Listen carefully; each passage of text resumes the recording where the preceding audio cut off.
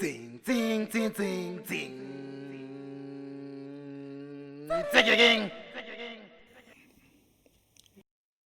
San Mulweni, and welcome to the weekly What What, a show that tries to educate, inform, as well as entertain. Like Bonnie the Dinosaur, but for grown-ups. And much like that show, you'll be looking back at this in a few years and wondering, what the hell was I watching?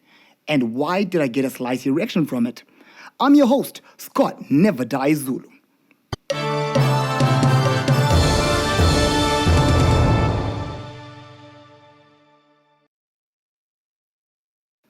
This week, we start with news from far away in the weirdest place on the planet. And I'm not talking about Kitcheners on a Monday afternoon. I am talking about the US of America, where the presidential elections are going to be taking place this November. Now, at this very late point, Kanye West decided to start his presidential campaign. Which would sound crazy if the current president wasn't a guy who was once on WWE wrestling, won a match in a suit, and then shaved Vince McMahon's head. Now, 2020 has proven that absolutely anything is possible. I mean, if RG can cost you $5,000, Kanye West can run a country.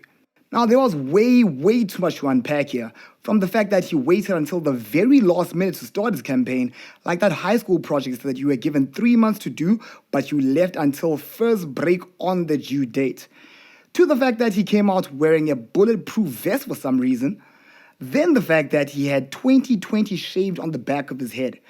Guysini, who is this guy's barber? Poor guy, man. And in true Yeezy style, he said some very crazy stuff just before breaking down into tears as he retold his abortion survival story. Then he said some profoundly incorrect things. But as an African, what really got to me is when he said this. Mark Zuckerberg would like to bring the internet into Africa. Okay, well let's beat Mark Zuckerberg because when you... Wait a minute. Does Kanye think we don't have the internet? I mean, he's been here before, right? He tweeted while he was here. Does he think he brought his own internet with him on his iPhone? How, Sway? Hey, okay. Our main story for tonight is gender-based violence. Again. Because like an ex-lover who stalks you, this topic refuses to go away. South Africa is the most unsafe place for a woman to live. Yeah, and that's a wild statement considering that some women live in villages at the base of active volcanoes. Some live in war-torn Syria, and some even live in the United States, where the president literally said, grab them by the pussy. So once again, let's look into gender-based violence, mainly the different kinds of violence against women, how to spot it, and what we can do as a society to stem the tide. Much like the perpetrators of GBV, let's start with verbal and emotional abuse. Because in a lot of cases we studied, it seems like the psychological and mental damage that comes way before he raises his hand is so severe that the women in abusive relationships often feel like they are to blame for their abuser's shitty behavior. By putting women down, yelling at them, threatening them, and making them generally feel bad about themselves, abusers often lay the foundation for a physically abusive relationship later. Now, luckily, a lot of women do spot this kind of behavior and walk out because they don't like the way the person makes them feel about themselves. And good for you, ladies. Nobody should make you feel bad about yourself. The only people who should be able to do that are on the covers of women's magazines as they portray an unrealistic standards of what beauty should be. The people you follow on Instagram who post pictures that look like they are living their best lives just before going back to wearing stockings on their head and eating pap and vors like the rest of us. Then there's Beyonce. She is absolutely perfect. And we are all nothing in comparison to that goddess who is trapped in human flesh. Other than that, your partner should never purposefully make you feel like anything less than the amazing human being that you truly are. And as difficult as it is to spot the monster that you're dating in a toxic relationship, there's a technique that they use to make you feel like you are being crazy for spotting them being abusive. It's called gaslighting, which I'll be honest, is what I thought was a scientific term for lighting your own farts on fire. Basically, it starts with women noticing and addressing emotionally abusive behavior. And then they meet you with statements such as, "You're being crazy. That's not what I meant. You are being overly sensitive, and it's all in your head." By trivializing women's thoughts and emotions, abusive men are able to make women second guess themselves as well as their own instincts, which is very disempowering. But I guess that's the point. It's a dangerous power play. Then moving right along, we have financial abuse, which has been perpetuated since the dawn of the Industrial Revolution all the way until modern times, where women sure are free to work and earn their own money, but still face a lot of discrimination in a boys' club work environment where a woman can earn substantially less while doing the exact same job and oftentimes even better. Men generally wear the pants in relationships because pants are where pockets are, and pockets are where we keep the wallets. Using money to control your partner's movement and freedom is abusive, guys. And what makes this worse is that we are raised in a society where the value of a man is determined by his ability to provide, which is wrong on so many levels and leads to situations where women will suffer through a bad relationship in order to maintain a certain standard of living. Now, I'm not saying that women should be dating broke dudes as a safety measure, because we can be both broke and abusive. We are amazing at multitasking. What I am saying, however, is that being with someone for financial reasons can lead to staying in bad situations because it's not financially viable to leave. Then we have digital abuse. And the fact that this is even a real thing says a lot about the evolution of gender-based violence. It's scary to think that the police, among others, still keep hard copy records on paper, which is how dockets can still go missing. But GBV is out here going digital.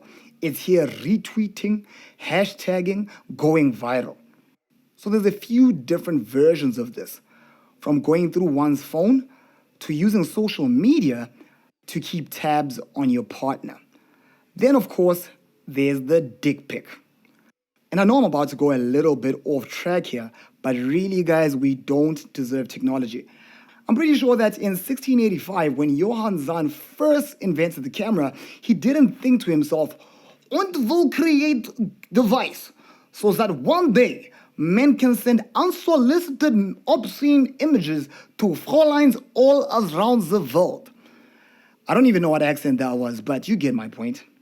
Which brings me to the next and possibly the worst kind of abuse, which is sexual abuse.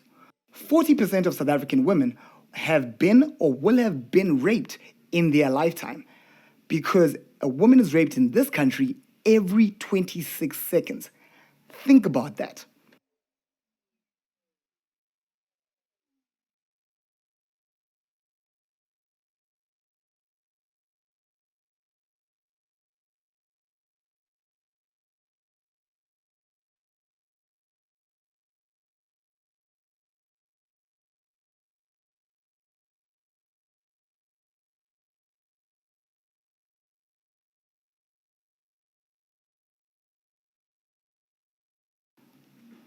So yeah, it just happened again. And this is a stat that is gathered from only the cases that are reported, which makes me afraid that the situation is a lot worse because only 1 in 9 rape cases is actually reported. And you might be wondering why the other cases are not being reported. Besides the fact that women don't want to relive this horrible trauma in front of a few dozen strangers from the police station to the courthouse, there's the fact that only 14% of the reported cases are actually convicted, and that can be a real deterrent. Think about this for a second. When gambling, depending on how many decks are being played by the casino at the blackjack table and how many hands you've already played, you have up to a 41% chance of hitting blackjack 21. Yet somehow, the house always wins. So most people don't gamble. So if you wouldn't risk the 100 Rand in your pocket, then why would a woman risk reliving that trauma if there's an 86% chance that it's all for nothing? Another trouble with these cases is that they usually happen in a private setting with no witnesses, so it's a matter of her word against his.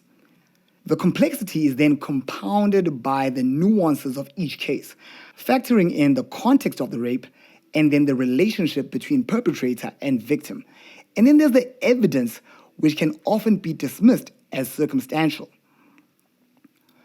Consent, consent, consent, which is in and of itself muddy waters to tread because we live in a society that seems to believe that consent between two people who are in a relationship is a given. That once consent has already been given in previous circumstances, it then exists in perpetuity, which is just fundamentally flawed. Guys, think about it this way.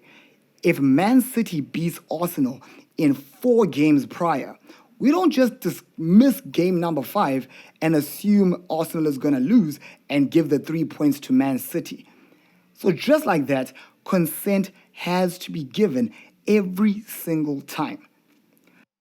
Then there are cases where women are too intoxicated to give that consent, at which point, guys, just walk away.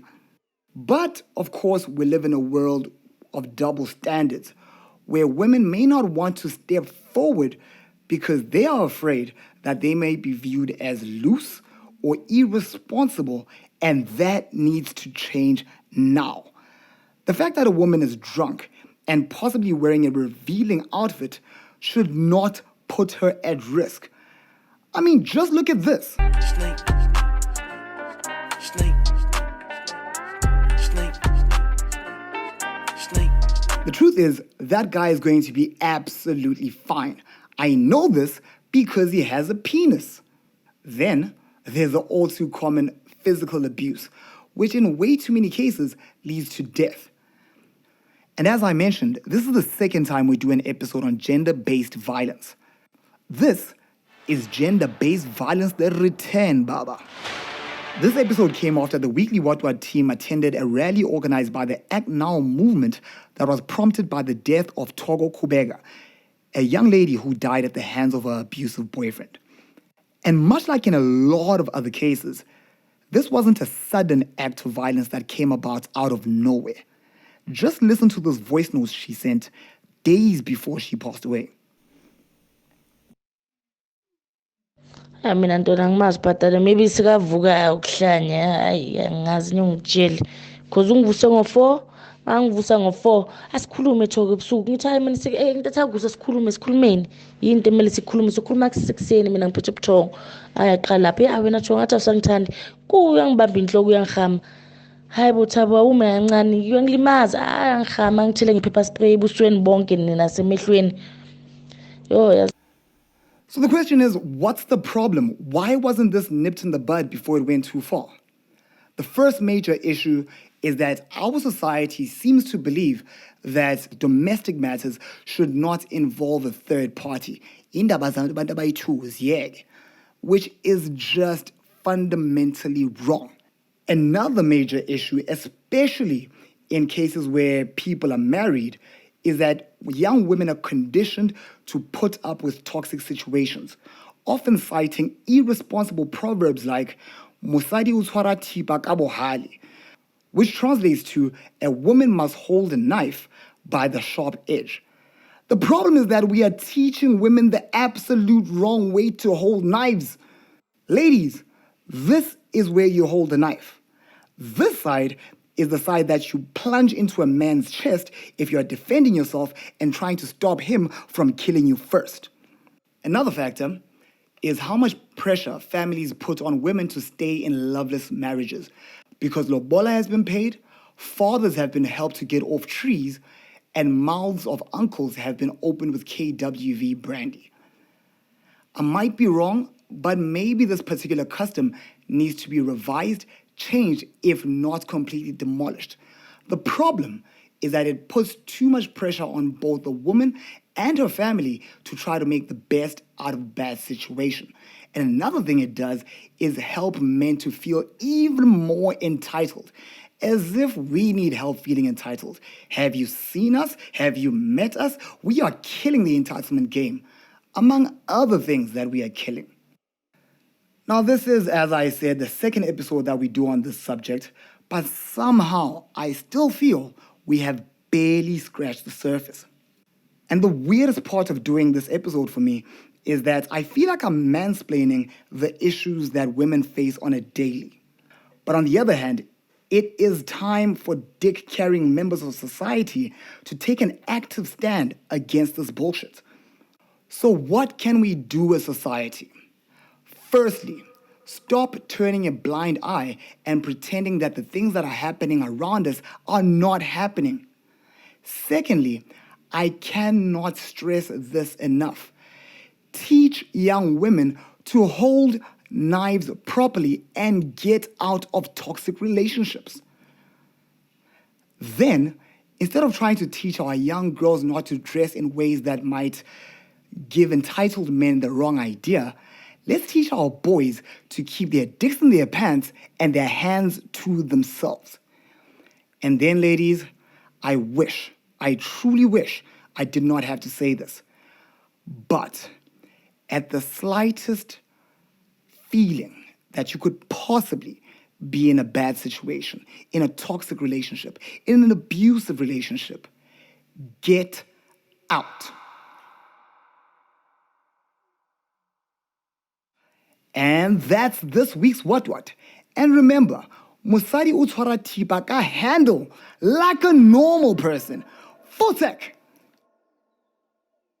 Ayini Kaizini, before you go, this is episode 10, and thank you very much for watching. Thank you very much for being with us on this journey. More episodes are on their way. In order to get them on time and not miss out, please click the subscribe button as well as the bell button. And feel free to share this all over your social media, Facebook, Instagram, Twitter, Tinder, even on Tinder. Full sec!